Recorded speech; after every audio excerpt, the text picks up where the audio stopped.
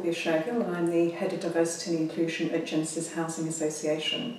I'm here to share my top 5 tips with you today on what makes an inclusive workplace. My first tip is about having a strategy. Be clear about what your goals are, where you're going, and make sure they actually tie in with your business objectives. It's really important that any strategy helps the business to actually deliver what it's there to do.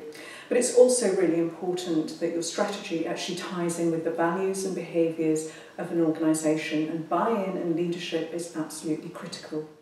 My second tip is about being committed. Don't just have a big bang and say, hey, we've done diversity and inclusion. This is about keeping people informed about what's actually happening.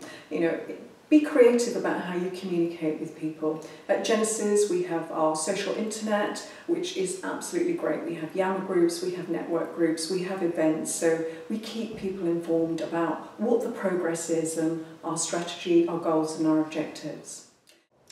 My third tip is about being engaging. Don't just have a paper policy. Create a culture where people are really involved with what's happening. Do things in different ways. Create a culture where people can actually get to understand what the implications of having a diverse and inclusive culture are for their colleagues and for their customers. My fourth tip is actually about being visible. Make the whole process very visible to people.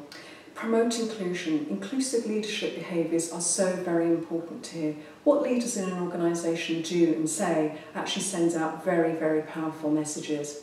One of our senior colleagues who's recently joined us at Genesis actually commented that diversity and inclusion at Genesis was very real. It wasn't just a paper policy, it was everywhere that was around us, it was things that were kind of actually happening, it was posters that were up around our offices, but also about how people were actually engaged with what was going on. Make it real and relevant to people.